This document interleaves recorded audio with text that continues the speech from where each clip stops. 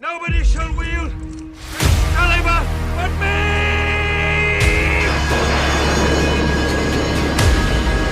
Hail, King Arthur! Hail, King Arthur! Long live the king! Camelot. Camelot. It's only a model.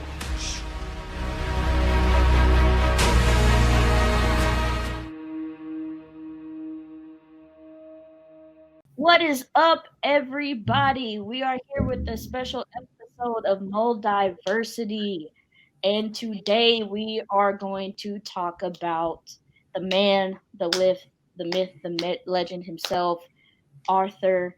And the reason why I chose this specific episode was because just I can remember, growing up, when I was a kid, and how the Arthurian stories really stuck with me, and how they really inspired my storytelling. And I just wanted to share it with the crew, and I wanted them to share also their experiences with Arthurian legends. So, I guess my first introduction to the Arthurian legend, as far as like literary type of things, well, I was given a book. It was called The Tales of King Arthur, and I devoured it. Like, I read through that thing so fast. I think I read it in a day, because how the illustrations were and how the stories flowed, because they broke it down. It's like his different adventures. But I remember in 10th grade, our English teacher gave us a reading assignment. We had to buy the book Sir Gawain and the Green Knight. And this story was one that really interested me, because even though it was an Arthurian legend story, it was still Gawain's story. Even though Gawain is Arthur's, most trusted knight, and he goes, the on Christmas Day, the Green Knight comes and he pretty much challenges the knights to, cut off his head. So Gawain is the one, who shows his bravery, and Gawain is the one to do it. And so the premise is Gawain going through all these trials and tribulations, going to the Green Knight's home a year later in order to cut off his head. And I think the whole point of it is the journey, as opposed to, the destination. I feel like a lot of people really, like, when it comes to storytelling, that is the most important part. It's the journey getting there. And that definitely translates into the film. And Aaron will talk about that in a little bit, because there is something very special about that film that he's going to get into. But what about the rest of you guys? Y'all have any literary? Excuse me. Excuse me. You're telling me we're doing an episode where we're not talking about like the destruction of a corporation or like DC, or we're not talking about that. I thought that's what we do on here. What? Okay, no. I'm calling my lawyer. I'm not being on this episode. We don't do this on Moldiversity. You can talk about your epics, your epics. Yeah, no, I didn't know. I didn't know that's what we were doing here. Bye. I can't. So yeah, if you said if we had any goddamn experience with Arthurian Legend before to express it, you said? Yeah. Yes. I'll go first. I guess I can, passively I'll have an episode of a cartoon that kind of references Arthurian Legend. And, one of my favorite ones is the Fairly Odd Parents episode where goddamn Timmy Turner gets sent back through time to the Arthurian legends, and you got the guy whose arm keeps falling off, which is obviously, as I grew up, a Monty Python reference.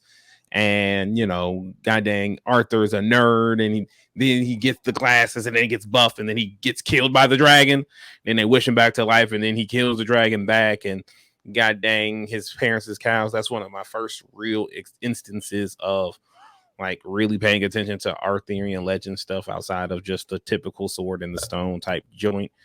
And then like Shrek the Third, it's kind of like the only one where I'm paying attention to it, because they had Justin Timberlake for some reason being King Arthur and that whole shebang. So, that's about as far as my innate specific King Arthur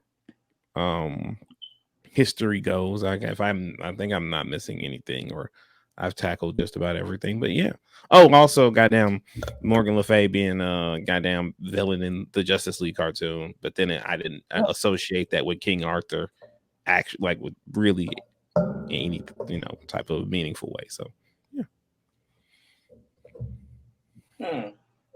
That's deep, because I feel like I don't have any past experiences with Arthurian Legend. I think now, with me watching everything, reading everything, like, I think the only thing that I can say that I watched before all of this, researching and stuff, was The Sword and Stone. I feel like there were other things that may have been inspired by it, I feel like, i.e. Sailor Moon, she's the middle, she's the King Arthur, and she has her, her knights and everything like that. They are chasing the Holy Grail, because she does get the Holy Grail and transform. I feel like I've seen things that have been inspired by the legend, but recently when we said that we were going to do this, I had to do a deep dive for myself, and I watched Excalibur, I watched another King Arthur movie, Monty and the Holy Grail. That's a whole nother conversation that I can't really talk about. But I literally just immersed myself these last 2 months since we have been talking about this and since we have been planning on this. So, and all I can say is, honestly, Excalibur, that too.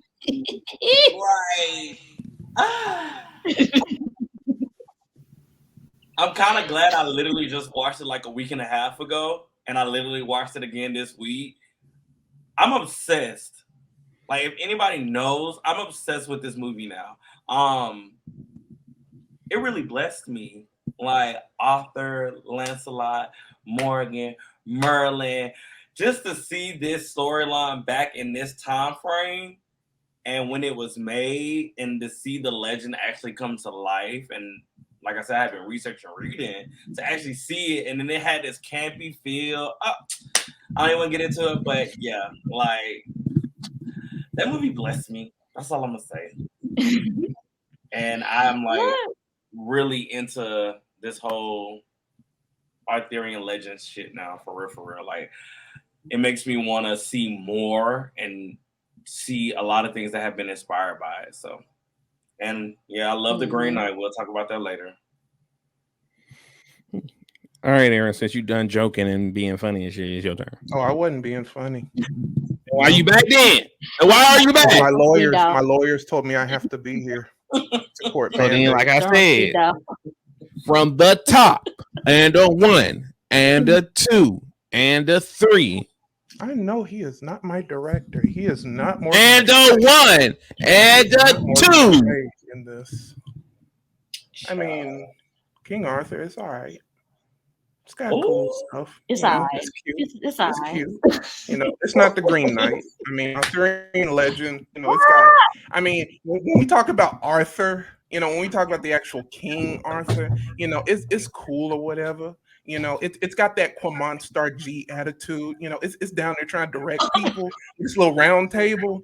But I mean, Green Knight, it's its own thing. It's got its independence. It's got the Aquarius, the Aquariusness. It's got that, like, I'm too classy for this world. That's why, the ending was the way it was. Like, I'm with Avi. That whole I actually read the book or the poem, back in school, and it just had the je ne sais quoi, something that, once again, Quamon Star G doesn't have when it comes to trying to direct people. But, like I said, that's that King Arthur energy. We don't really care about that over here. Like, Knights of the Round Table, it's cute. It's got that, like, every epic superhero group thing. Like, yeah, that's copy, to hell and back. To hell and back. You got your drama, you got your romance, you got your sex, you got your incest, you got your monsters, you got your chosen ones, all that little that cute stuff. Like, Nothing on the Green Knight. So what Let's not I even feel go like into what the I'm movie. hearing is that you like side characters. Side characters are the better Perfect- characters than this perfect spin-off for it. so-called main character. Because Right. I mean, all the mess Like- started because Arthur wouldn't keep it in his pants. If we really just keep it a buck, I'm about to say, let's see. Well, Ooh, the King Arthur movie I watched, the King Arthur movie I watched, ain't had none of that. He was just pulling the sword out. So I don't well, know. that's because like there was supposed to be Excalibur 6 goes movies. Like I feel like Excalibur goes from like the very, very beginning to like before Arthur is being born all the way to like they cover like a lot. Like and when rewatching it, like I realized like how much ground they actually did cover. And the in that amount of movie. time that they Like- had, the runtime is perfect for them to cover that ground. And when I was watching the first 15 minutes and then I paused it and I was like, what the fuck? Like so much had happened. Lust, love, spells, betrayal. So much had happened. And I was engulfed in that shit, like ready to see what was gonna happen. Like and speaking of spells, I brought this up in the chat, and I have to say it now because it clicked in my brain. So rewatching Excalibur, the spell that Merlin does, I'm like, why does that sound so familiar? Like I know I've heard that before. Like I remember watching Excalibur like years ago, like 10th grade when we were talking about. So when we were reading Circle and the Green Knight, that's when we watched Excalibur. So, but I haven't seen it in a very long time. So I'm hearing the spell. I was like, why does that sound so familiar? And then I was like, hold on. It's Artemis / Sam says that exact same spell when she destroys the orb of Archivox in Ready Player One. I was like, oh my god. Oh my god. Correct me if I'm wrong, Avi, because I ain't had a chance to Google it. Is that the same folks who is Warner Brothers, the Warner brother? Did they make Excalibur? Yeah, so that makes Yeah. I think so, or subsidiary of them, I think. let's see, I Google it real quick. But I think that's kind of cool because of the effects that the spell does in Ready Player One and what the spell does in Excalibur. It breaks something. It breaks, the world that it was then. I mean, I was shook when he cast a spell and then it went through. Well, after the spell, it locked him up and everything. And I was like, shit, So it's just I love that role play and the difference of it. It's really good. Mm-hmm. Can we say there were some very renowned people in Excalibur? Like you got Helen Mirren, you got Liam Neeson, you got Patrick Stewart. Like Patrick Stewart, Syrian Hines. Like okay, this was done like over like 41 years ago. I'm like, and they're still in in the industry today. So like just seeing them, then it's like, oh wow, man, Avia, like the longevity. The 80s were 40 years ago at this point, wasn't it? Yeah, it came out in 81.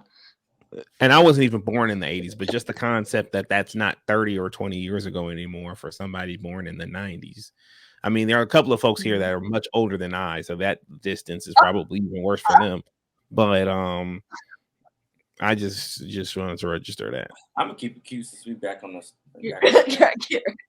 Keep it cute. Well, if it don't apply, let it fly. That's why it's flew. That's what Arthur said before he dealt with his son. Mordred's ass. Mordred's ass. How did that end up? But so hold on, okay, because obviously that potential answer to this question could very easily be, oh, they just renamed that person something else. They just renamed that person, so it could be two different people.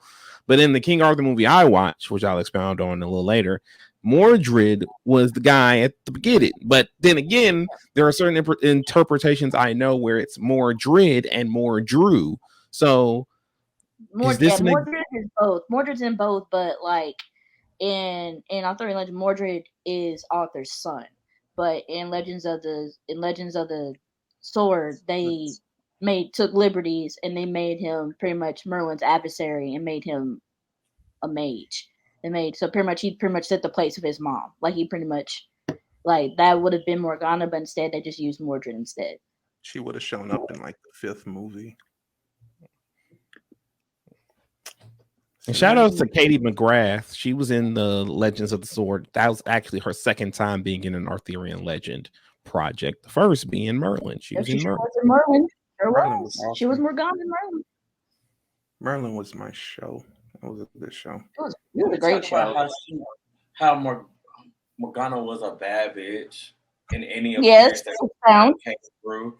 I'm sorry Period. because for her to be the way she was in Excalibur and be the hidden villain, because I was like, at first I thought everybody was the villain just because of how I kind of feel like everybody is still a villain in an Arthurian Legend because everybody has their own motives, everybody has their own, trials and tribulations. That's my favorite thing to say. Everybody got their own thing, but when it comes down to her, she has an issue and a problem, and she solves it, and she take everybody down with her. Sorry. Period. But think about it. Like when she was a little girl, she saw her mother pretty much have sex with another man, and her mother got pregnant by the king, and the king does not like her. Like the king doesn't like her at all. Like he's the wicked stepfather. He pretty much, doesn't care about her. So it's like I would be mad too. Like that is a perfect setup of her villain origin story. Like I was like, yeah, whatever she has concocted or whatever she has planned, they deserve it because it's like, granted, Arthur was a baby, like he really didn't, he couldn't help that situation, but it's like, yeah, whatever Morgana has up her sleeve, like it's well deserved. It was the fact she asked Merlin. She said, "Will you be the father or the mother?" Wow, Yes. shady. Ooh.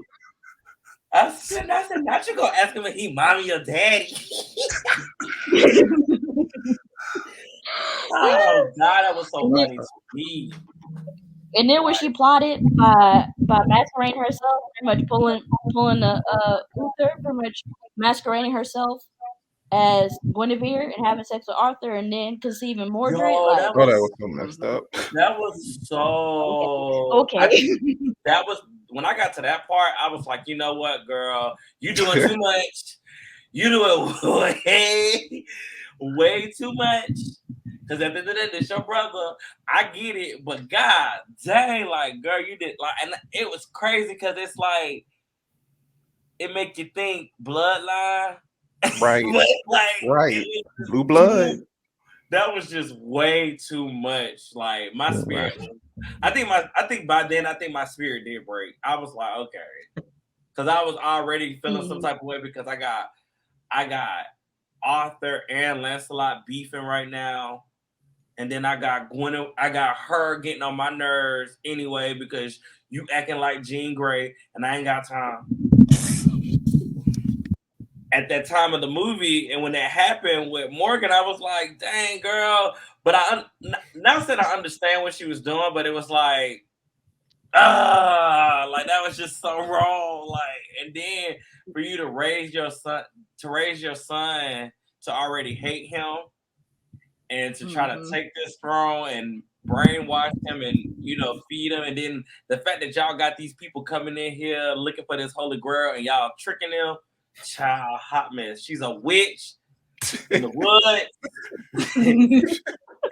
and I was like burn her. Wrong witch. Okay, no, but she really was a true villain. Like you can't she really. She secured her role as a villain and did what she wanted to do. She wanted revenge against Merlin and everybody that harmed her. And that's what happened. Like literally, but her fate is what her fate was, so I mean, that's just the price. I think the key thing that I've learned in all of these research and reading that I've done, everybody has a price to pay when you want either something with magic or you want something to sacrifice or anything like that. Everybody has something to pay for when it comes down to the end of your story. Yeah, I think it's interesting how you pointed out, Mike, specifically in Excalibur. Yeah, everybody is flawed in some way. Like nobody's safe. Unlike, the other movies. It's not all King. It's not all Knights of King Arthur and the Knights of Justice around here. Right. It's funny, like going from that spectrum, because like it on both sides is like the same. It's like measure of extremes, because when I was growing up, my as far as like the film side of the Arthurian Legends was introduced, of course, with the Sword and Stone, which is a very Disney. What's the verb? Disneyfied, very Disneyfied story of King Arthur. It's a good intro to anybody who does like Arthurian legend type stuff. It is a great intro for little kids. And also I remember on Disney Channel or some kids channel, they syndicated this movie. It was called Kids of the Round Table. I remember this movie because it was about it takes place in the modern day, in the 90s. It came out in the 90s, so it takes place in the 90s. It's about this young boy named Alex, who him and his friends, they like to cosplay, as Knights of the Round Table. And one day he stumbles in the woods. He finds Merlin, played by Malcolm McDowell, and Merlin gives him Excalibur. This movie? Yes. Yeah, I remember that. That is the one. And pretty much Merlin tries to educate Alex, like, look, don't misuse Excalibur, so it's da da da da da. And so there's this new kid named Luke who comes in, and they start to become friends, pretty much mirroring Arthur and Lancelot. And Alex's friend Jenny likes Luke, like Guinevere and Lancelot. So Alex becomes jealous, and so he pretty much beats up Luke out of jealousy, and so he loses Excalibur. But then Alex starts to learn, he let that go. Like there are bigger battles to fight than being jealous, and so he pretty much earns Excalibur back. It's a really good film about modern day Arthurian legend type stuff. Like I remember watching this all the time when it came on. I think they syndicated it on Disney Channel, I think, and I would always watch it whenever it came on. And I remember in 2004, the film that I'm going to talk about is King Arthur in 2004. I saw that. I was going to watch it, but then I was like, "This does not look cool enough for me to watch." So I would say watch the director's cut. If you can find the director's cut, watch the director's cut, because this film is probably, from all the movies that I've seen, is probably the most realistic take on how the Arthurian legend could have gone. Because in this film, Arthur is Rome. He has Roman blood, but the Romans still occupied Britain, and these young boys are taken from their homeland and brought there to pretty much fight for Britain and Rome and the Holy Roman Empire. And it's pretty much a last mission film. Arthur and his knights have to go to find this Roman family and bring them to safety, because the Saxons are invading. And pretty much it's Arthur and his knights, going to find this family, get them. And we see, their journey. We see Guinevere is when they arrive to the villa that the family's staying in, they see that the family owns slaves and stuff. And Guinevere is one of those slaves, or, one of their captives that they have. And, Arthur and Guinevere have that connection, but at the same time, Lancelot and Guinevere have that connection. But it's something interesting that in this version, even though is this kind of attraction between Lancelot and Guinevere, they don't actually go for it like all the other versions. And I thought that was interesting. And it's pretty much the battle scenes, like in the director's cut, the battle scenes are brutal. Like but to me, they're better than the theatrical version, because they had to tone it down. But for me, the director's cut is definitely better. And like the soundtrack, like if you notice the promo that I cut for this show, I used the soundtrack to that film. Come on, Easter egg. Like if you know where that score comes from, you'd be like, oh, okay. For me, it's a very interesting take on how it could have been if it was true. Like you like, yeah, that could happen. Yeah. Yeah, because like Excalibur wasn't necessarily like this magical object. You know, it wasn't like this sword that could do all these types of things. It was just a sword. It was just Arthur's father's sword that just was sentimental value to him.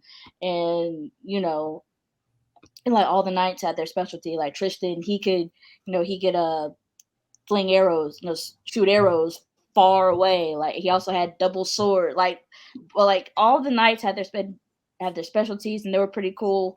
I would just say, yeah, Q. I would just say at least watch it. If you can find it, watch the director's cut, and it was directed by Antoine Fuqua.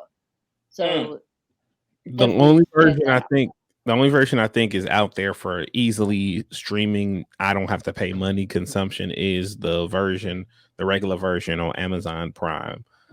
Another movie that I Googled because as we were talking, I was like, wait a minute, there was another King Arthur movie that came out recently, like 3 years ago, and that was The Kid Who Would Be King, which was the joint with Rebecca Ferguson and Patrick Stewart and the lot of them. And that was that's dope that Patrick Stewart is playing another one. Right. And guess who he played? So I haven't watched it, but I remember going to see Endgame and seeing that trailer at my movie theater. And I was like, this doesn't look like a bad kids movie. It's on Disney Plus. If anybody's interested to watch it at their own leisure. It's also getting King Arthur's Court. Yes. King Arthur's Court. Classic. Black Knight too. Shout out to Martin. Oh Lawrence. Man. Oof. Right, yes. I used to watch the Black Knight all the time. Like it was just that's when comedy was comedy.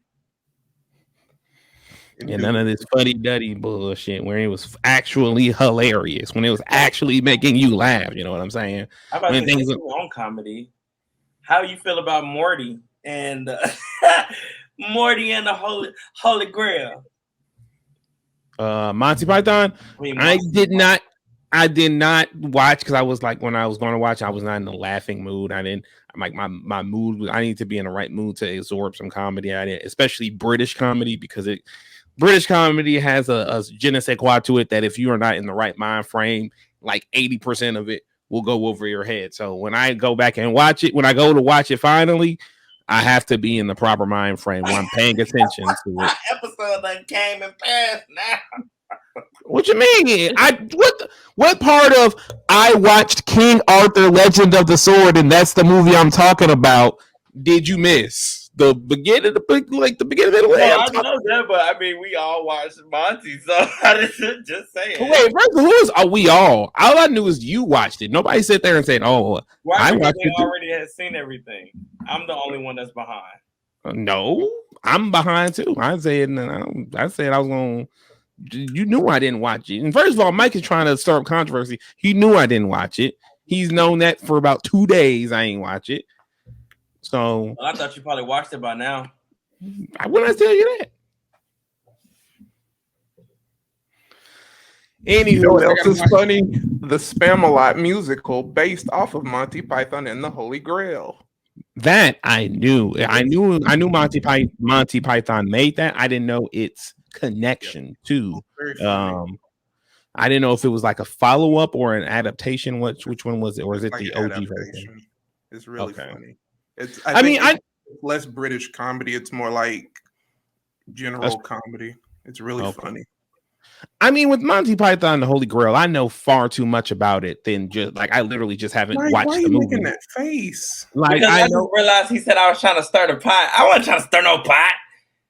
I mean, you didn't know before you were the first. Yeah, I knew, but I thought by then you probably had watched it. I didn't know. Like Morgan Le Fay. Girl, right. I know about the heckler on the wall. I'll be a week. I know all of the significant gags in Monty Python. I know about the final battle resulting in them all being arrested because I know about the Black Knight. It's just a flesh wound. I know about the killer rabbit. I know about the dude running in the drums and all of that and how it's like supposed to be dramatic effect. It's still the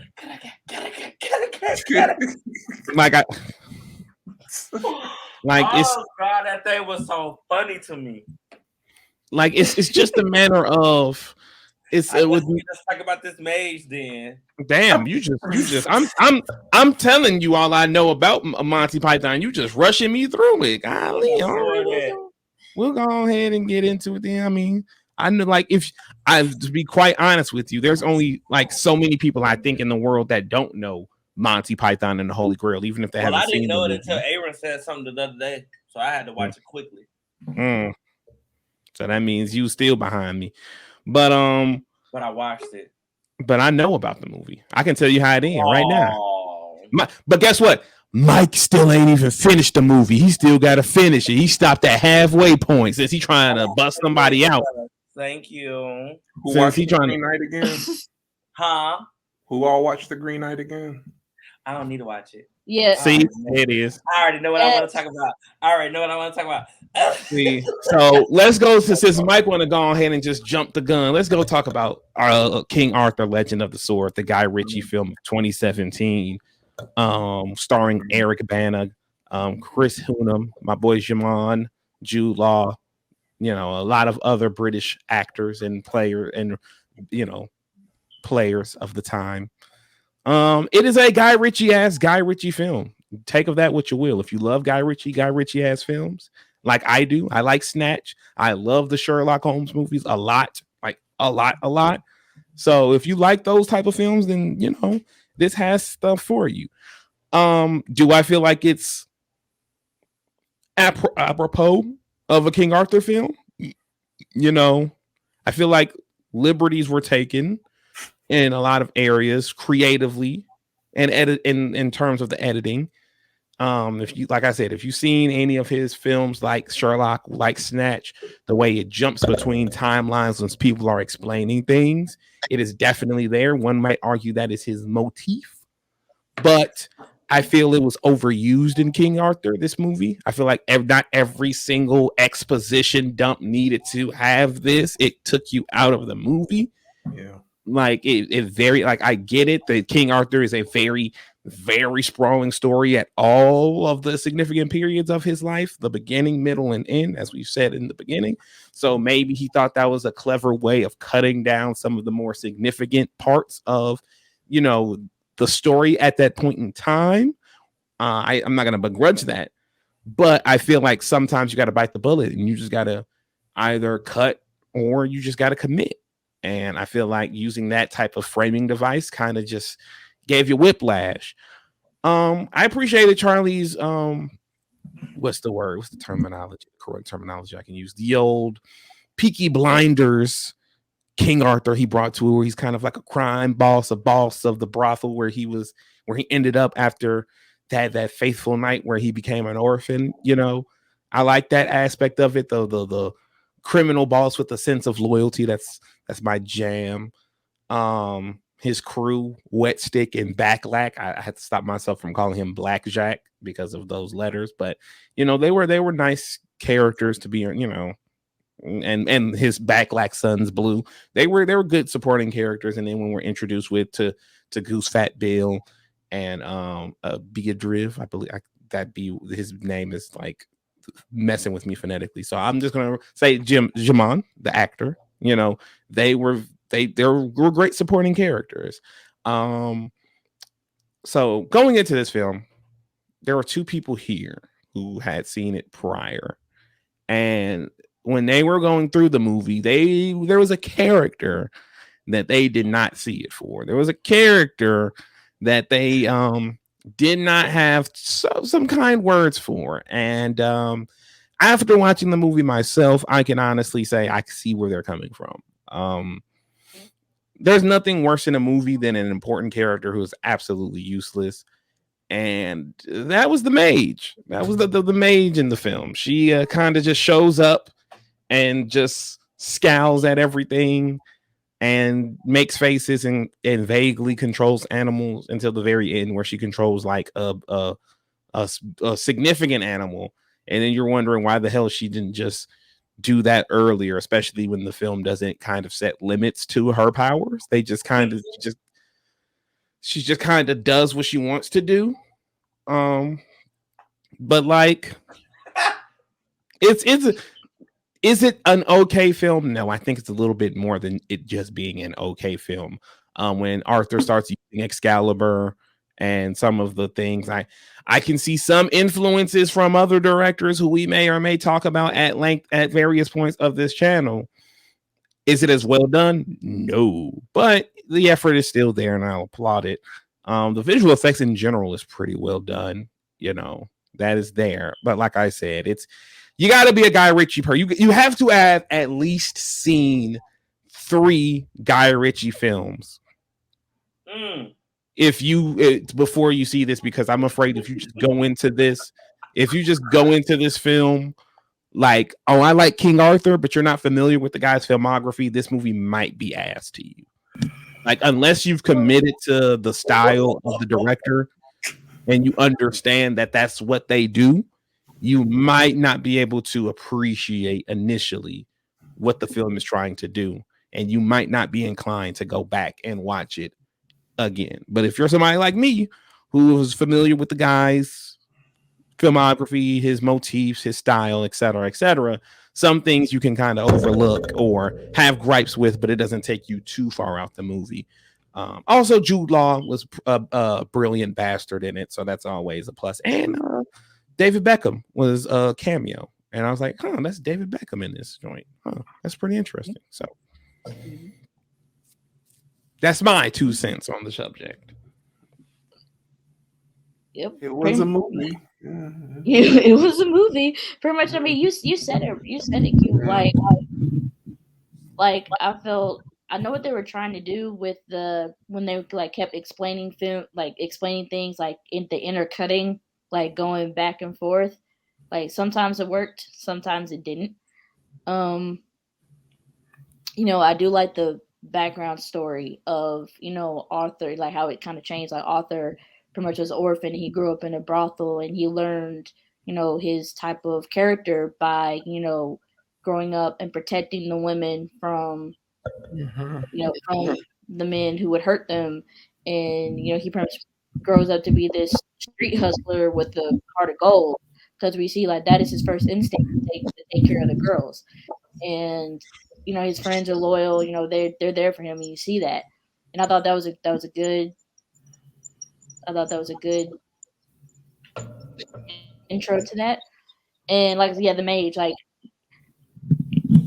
I wanted her to be in it, like to be in the shit. Like if you get what I mean, like yes, not just like just being sitting by a boulder and doing the the eyes and having the hawk fly over, like that's cool, like that was cool, but I wanted to see more of what she could do, because now that storytelling as far as like magic has kind of changed, and now that because normally when it comes to Merlin, he can do all these, type of spells. Morgana has the bad man. Whenever it's an Arthurian legend, and it's it's either Morgana or it's Guinevere.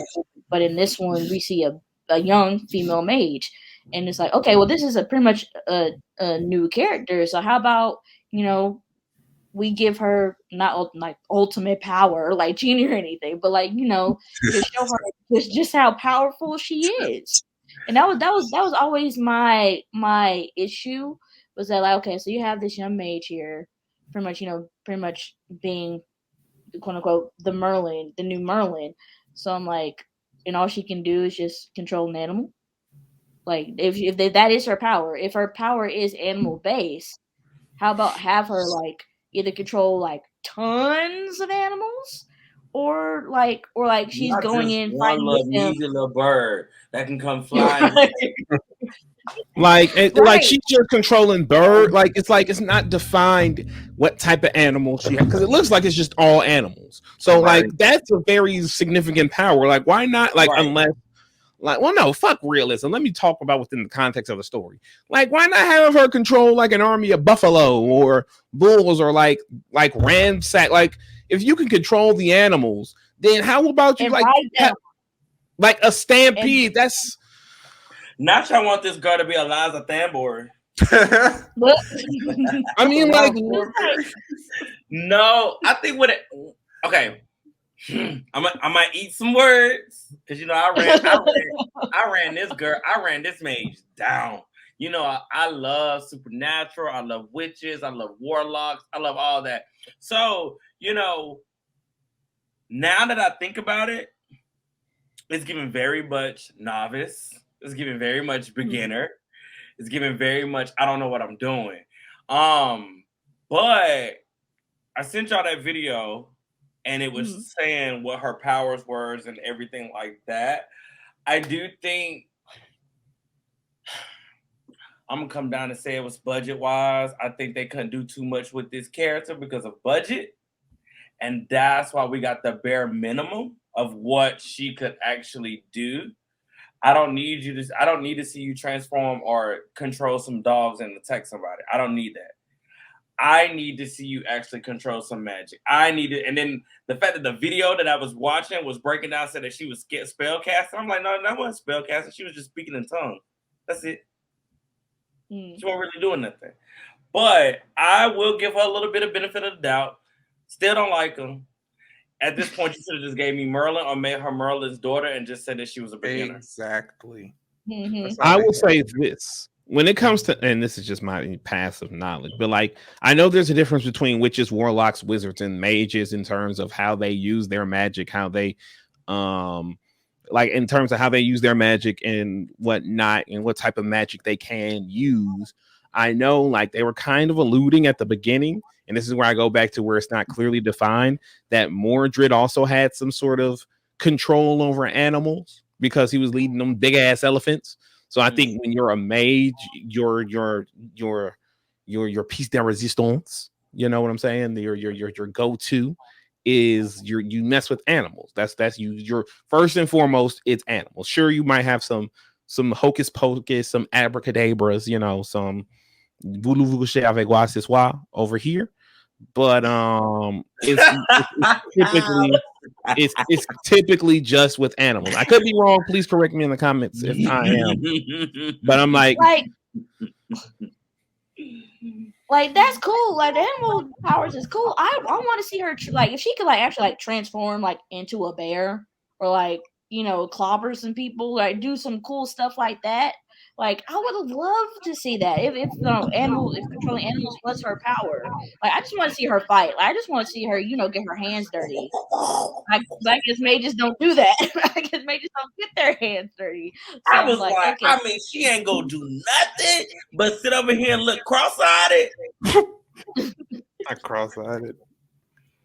You can blame that on the writer. All over again. Go ahead in the movie. I don't even want to talk about it no more because, like I said, she's a beginner. She's a novice. If anything, you should have made she's her a runner. She's a track star. And she's gonna run away if it gets hard. Can't take no pain.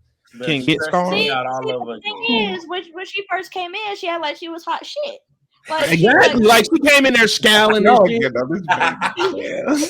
Like she came in here scowling and shit. Okay. Like so you come in here with your hook up, with your hood up, and just looking all I'm a mage, but that's all you do. Like okay, yeah, very much oatmeal. Like it's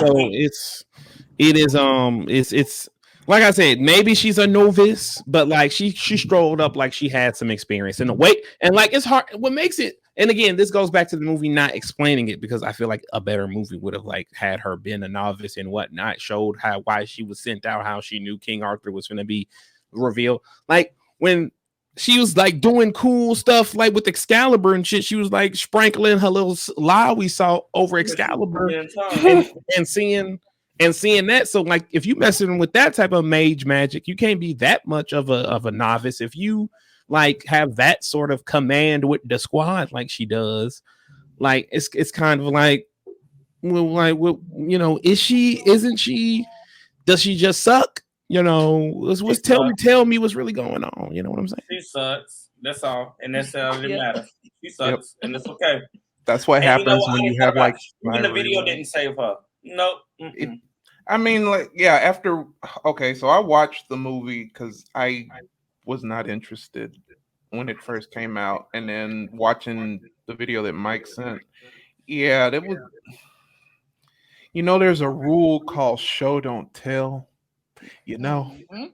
And when you have to explain something in a whole video and not just like, "Ooh, here's an Easter egg," it kind of shows all the flaws. And I think this particular movie, love Guy Ritchie to death, but like, no, this movie had some serious problems. It's obvious it was rewritten like a billion times because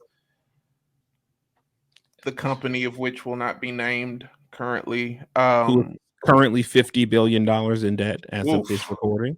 Woo boy. And that's It what the it bet on the farm just a little too quickly because researching it had like I keep saying 6 movies in development. It was trying to start a cinematic universe. You just need to focus on one story. I think the movie could have literally been Arthur's rise, and like the last scene could have been him pulling the sword out of the stone. Right. Unless you have your second film, lead to all that stuff. But yeah, they put too much in it, and like that's what happens. That's how you have a mage who just starts off really badass. I guarantee you that was gonna be like Merlin or something at the very beginning, and then they changed it halfway through because like, no, we need to keep it concise. Let's even though they mention Merlin by name and show him forging Excalibur, like it very much. And then like, I don't even want to get into the fact, and I could be wrong, please correct me, but it seemed like they gave his father Uther some of the storylines that Arthur would have, like retrieving the sword from the Lady of the Lake and all of this stuff. Like, I'm like, correct me if I'm wrong, but like Excalibur isn't supposed to be introduced until Arthur shows up in most cases. Again, please correct me if I'm wrong. Like the only thing his father and mother is like, yeah, he's an orphan and he has to rise to prominence because that's literally how his journey begins. And then Excalibur is what he has to go and pull out to show that he is the rightful king of England. But in some aspects, like in Excalibur, for instance, like in Excalibur, like Excalibur was Uther's sword, right? Like, so in just like in the 2004 version, Arthur pulls his Excalibur out of his dad's grave. So like in some aspects, it is Uther's sword as well.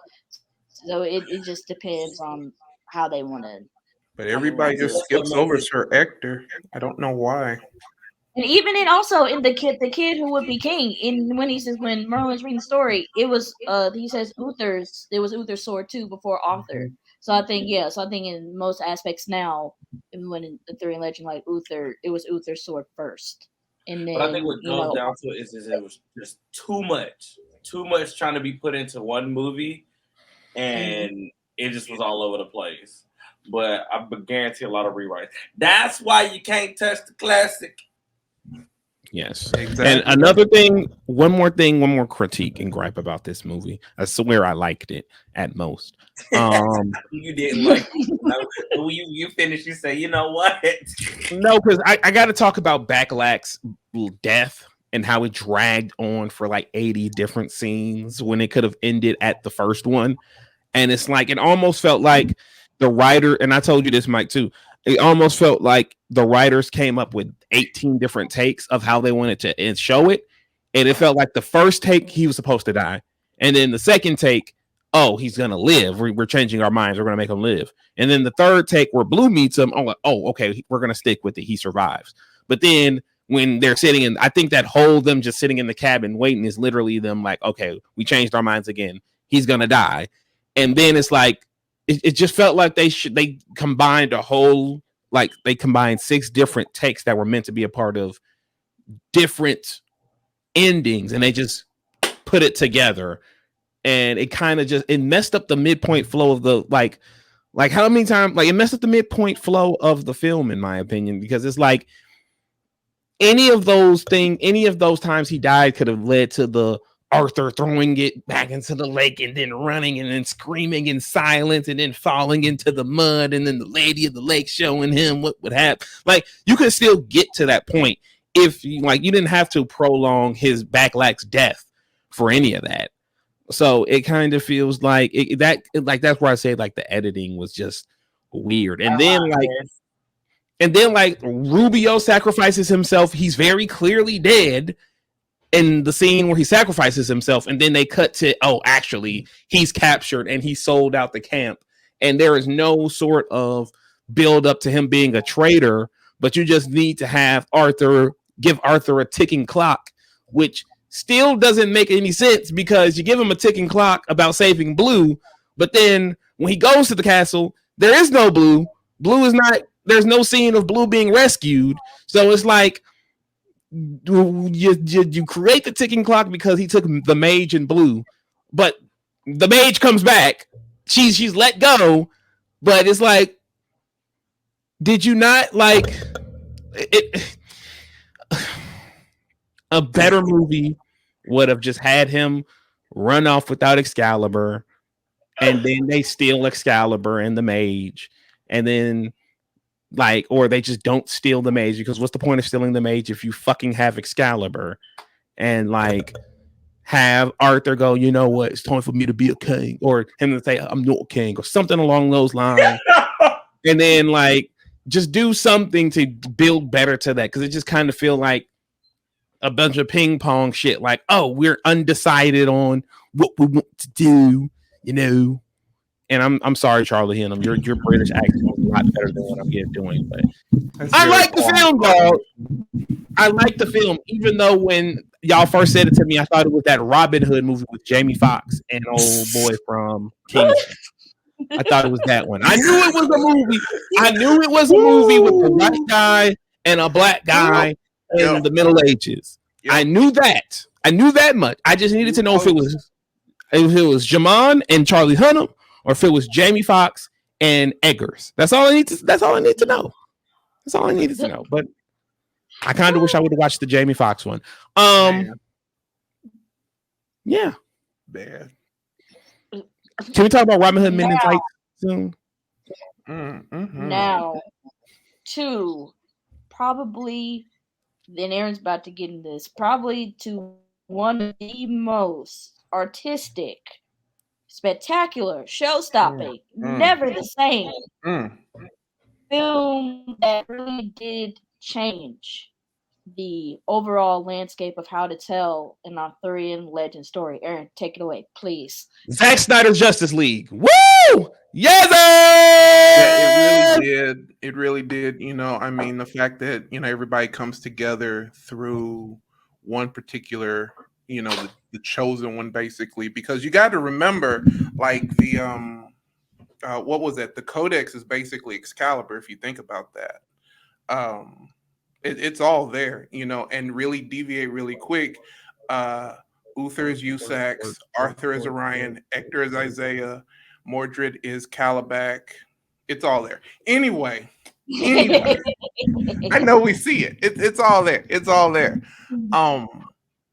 A24 made this film. This I don't even think we should call it a film. It's a film. It's cinema. Like Scorsese would weep with joy. I'm speechless almost about this movie that had this one scene that I cannot get out of my head, but I'm not gonna reference it just yet. Not just yet. But like The Green Knight, it's the most amazing thing. Are we even gonna consider that an indie movie? Like, oh no, that made too much money for it to be an indie. Yeah. I mean, it just depends. Because it was just like that thing was. It was a high budget. It's a high budget indie movie. It's like a high budget. Like that thing, fucking amazing.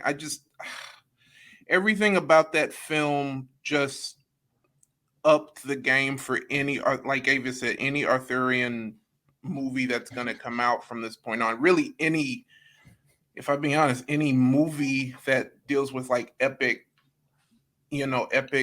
medieval mythology, anything in that realm, the sword and shield stuff, like it's beautifully shot, it's beautifully edited. I mean, just this one scene of him going in the water to retrieve a skull is beautiful. Like everything about this film has this, it's like it really is like a story. It's like you're reading a book, but it's so it's just visually done. I don't know how else to describe it. It's got this Je ne sais quoi.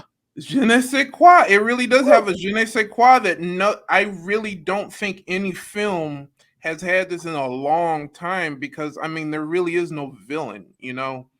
Everyone, like, going back to the Excalibur 81, like, everyone's flawed. I mean, I'm here for the Green Knight alone. Like, when he came in, woo, tore shit up. play a game. He had him fucked up. Let's be real. All the man wanted to do was just play a game. He didn't have to take his head off. He didn't have to. So he said, take the table a little bit, see if y'all want like tug a wheel. And then when Dwayne. And then when Gawain came over, and he jumped over that table, like, yeah. All Gawain had to do was like leave a little cut on his arm. He did not have to cut his head off.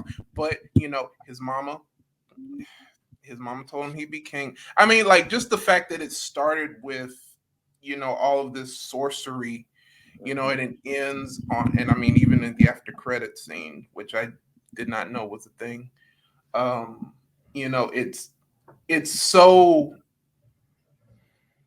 It's so big and epic, and yet it's so grounded. I think that's the best way to describe it, because it doesn't feel like, at some point, it doesn't feel like it's a big epic movie, but it is, because I mean, the scene with the giants alone, like, that scene right there is beautiful. Like, that, everything about that scene just is breathtaking, because that's mythology right there. You don't get that in a lot of movies right now, and I think that we're not going to get another movie like this for a long time, just because it was too different. I think The Green Knight was just a little too different for audiences right now, because they're used to cheap shit. Okay, cheap shit it's true cinema. Like, I feel like it's true cinema. Like, they really made a masterpiece with what they had. Like, it was a spectacle, but it wasn't. Like, it kept you entertained. Yeah. It was like I said, it was grounded. Like, even the production design, like, of the castles and everything, were actually very grounded. Because in Arthurian, like, recently, in Arthurian stuff, like, the castles are like on this huge cliff with seaside waves, like, stuff like that. But the castles were very grounded, and they knew where to put their money. They knew where it should go, and, like, in the effects, like, they knew, okay, we're gonna have this, so let's put the effects, let's make the effects realistic. Let's put some money here, make sure the effects look good. Let's find the great locations that look realistic. Let's do all this stuff with the budget that we have, and let's truly make something special out of it. And that's what they did. And like I said, this is definitely one of those Arthurian legend stories that's going to change the landscape of how to tell the Arthurian legend story. Like each one, if they do spinoffs, like they do like, let's say Percival hunt for the, if Percival goes and hunts for the Holy Grail, if they do something like that. Awesome. That one should have a different tone as well. Like, each one should have, this knight represents something, different. Because at least in the stories, Gawain is more of a court type of knight. Like, he's prestigious, and Percival is relatively new. He's wants to prove himself. So that should also be conveyed through the storytelling in that story, if they decided to tell one. And so I just feel like from now on, like, just figure out, like they did with the Green Knight, just figure out, like, the type of tone, the type of character. Because if you look at Gawain, he's a very poetic soul. Like, he's very, like, he lives for the moment.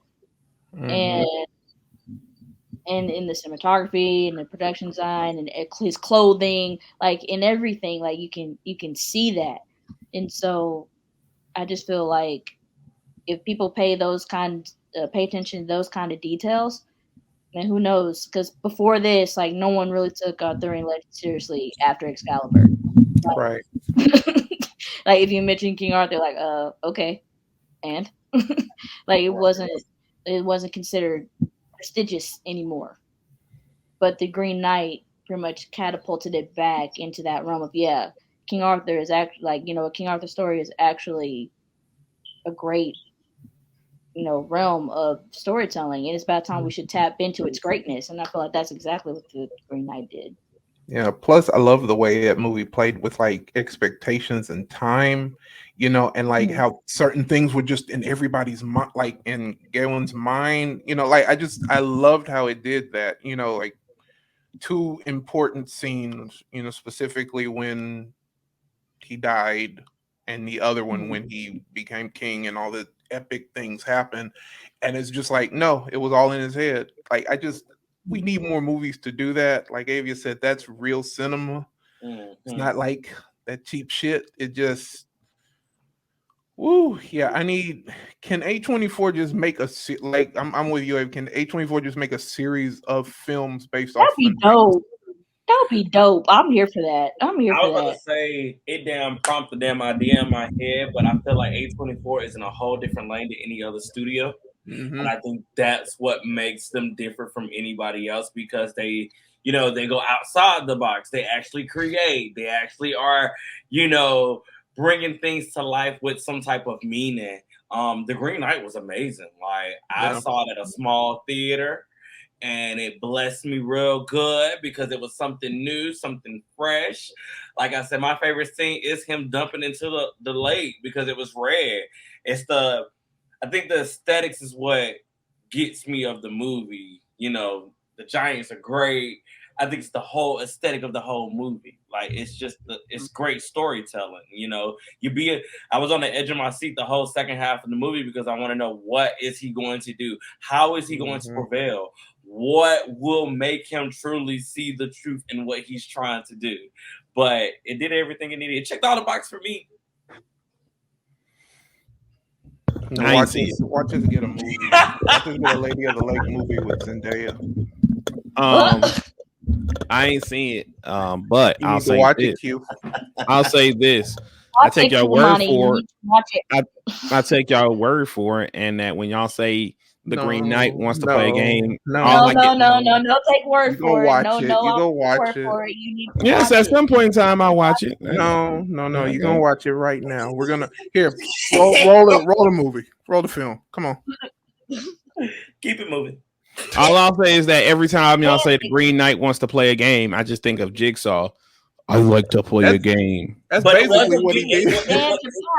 It was some type of like at points of the movie. I thought it was like a thriller because when he actually before he gets to the house and all that, when he's stuck in the woods and it's that situation that happens, that's it messes with your mind because it's like, is he still there? Is he tied up? What is happening? Like, when he gets to the castle, and it's like it's almost like it was like a time loop effect. It was kind of like it did have some horror elements. If we be compared, it really did. Like it's like, is it me or did the fox the fox from? I think I'll just watch Shrek the Third again. I think I'll just watch Shrek the Third again. Actually, got the chaos ring. You expand your palette. It's not a horror movie. Like it's I think I'll just watch Shrek 2 because that's also, you can say that's Arthurian Legend. I think I'll just watch Shrek 2 because he's a green. But like, peep this: Shrek is green, and he's technically a knight because he's betrothed Princess Fiona. So technically, I've seen the Green Knight about 100 times. That does not count. He does not have the axe, and he does not chop off anybody's heads. That does not count. But he does be chopping it up with the other fairy tale characters that are in the movie. He does chop it up. Expand your palette of film watching, sir. Please, please. You will not regret watching it. Like you won't. Don't eat the chicken tenders. Don't eat the chicken tenders. Man, boo. Tomato. I'm throwing tomato. Damn, they throwing tomatoes at you, Aaron, and you trying to drop knowledge. I can't believe that. Who did that? I mean, my hand's been right here. The tomatoes thrown at me. No, that was to you. Right, who was throwing tomatoes? That was Mike. He said he was not feeling what Aaron was talking about. I guess that was what you was talking about. I might watch this Green Knight. What is it? Let me see if it's on a streaming service I currently own. That'll be the Next. Paramount Plus. Oh, well. Right now. Wait, it's on Paramount Plus. Is it I ain't on got Paramount that. Plus? I ain't got that. I'm sorry, I ain't got Is it that. on Amazon? Is it on Amazon at all? No, it's just. Somebody send this man a free link. Yeah, send him. Yeah, do that. Send him an illegally download. No. You wouldn't download a car. Don't do it. But do it. But yeah, you know, this was a good Arthurian Legends discussion, and I just want to say, you know, going forward. Okay. Wait, don't end it out. Wait. Let's talk about how. No kidding. Let's talk about Lancelot. Oh my god. Oh my god. Just look at him. Oh.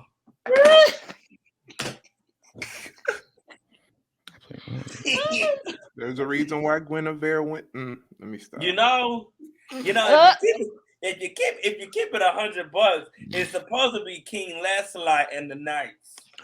But Lancelot sucked because he stole another man's wife He unsolicited. didn't steal because he didn't steal.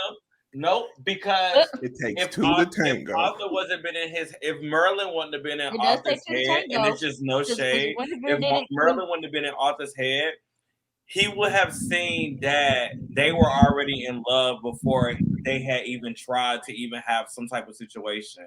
And what's fucked up about the whole thing is that when Lancelot and Guinevere see each other, they already know they had it's like that's the whole that whole situation is fucked up because they were already in love before Arthur came into the picture because they had already known each other.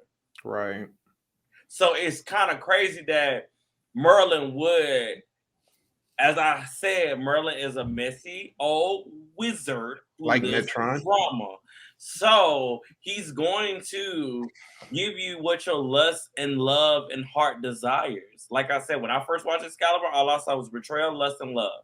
Nah, Lancelot didn't keep it to the G code. He overstepped. He broke up a happy home. I can't respect. He did not break up a happy home. I can't respect that. I can't respect a man who do that. It wasn't a happy home to begin with because it was built off of betrayal and lust. Arthur was born off of lust and magic. What that got to do with Lancelot though? Lancelot went with him shooting in the pen. Because if that was the case, if Arthur was born off of lust and magic, no shade. Like I said, it would have been King Lancelot and the Knights. It would have. But it was King Arthur in the round table, so that means Lancelot needs to sit his hot tail down somewhere. Stop trying to be all up in other folks. Like I said, if it wasn't for Arthur and Merlin being in cahoots, like, but what they got to do with Lancelot sliding into somebody else's DMs like that? Because he was going off of his own instinct. He said sliding in DMs when he had the woman before Arthur. But he lost her, so it was over. Move on. That was Lancelot's destiny, technically. That was Lancelot's destiny, though. Right. To be a betrayer, to be a Judas, a Judas. If you say the same thing, if it had happened in that one movie by that one director. Oh, I've already expressed my displeasure with that happening. If that was happening there, because now that I realize that's exactly what that one director was trying to do, I get it. And he said that was a good call for them to give him the nay-no. That wouldn't have worked. It wouldn't have worked because that's an awful thing. That's what awful people do. And folks but sometimes an awful marriage. Y'all are going up for this Judah. Lancelot did what he had to do. Lancelot is what it is, and he did what he needed to do.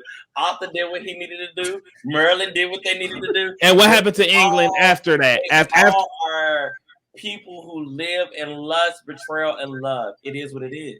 But what happened to England after all of that happened? They got teeth, and England done fell off, and they got biscuits. Ooh, don't say that. Don't say that. What? What do you mean? Look, They got a new it's king. been Don't tears. do It's that. been tears of the Don't do that. kingdom. It's been tears of the kingdom ever since, because Lancelot couldn't keep it in his Lancer pants. So No. You're not about to Anyway, sit up here and try to You're not about to sit up here and try to blame Lancelot for being a home wrecker, he did it. He was in okay doing that. Wrecker.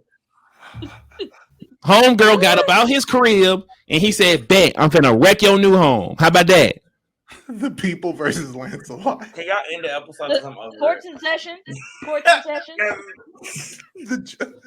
I mean, that's y'all, boy. Like who you like. Kick it whoever y'all want to kick it with. I ain't gonna stop you, but I'm just gonna spit the fact the way I see Ain't it. no facts. You know what I'm saying? Y'all getting down with a dude that's he could do that to any one of y'all. Slide on in there and take y'all. Both parties are You to are blame. dead. Both He done parties. slid. Look at him. Oh my god. Ah! Anyways, thank y'all for joining us for this very special episode as we talked about Arthurian Legends. And I just want to say, going forward, I hope we see more Arthurian Legends with people of color in them. Yes. Yeah. I think you like it. And I am working on something like that. Spoilers: Lancelot is not in it because Avia does not respect home records. That's why she was being a neutral party in it. I mean, it's kind of accurate. But anyway.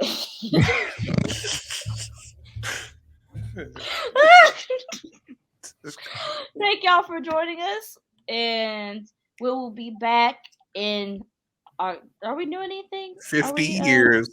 No, this is it. We're done. And then October we're doing Halloween.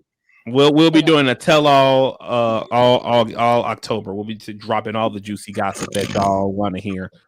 So stay tuned in October. Why Lancelot did what he did. I was talking about with the channel, but that works too. Same difference. See, so you agree? Lancelot was a piece of shit, home wrecking son of a bitch who deserved nothing in life. Oh, Thanks for joining us, guys. Peace.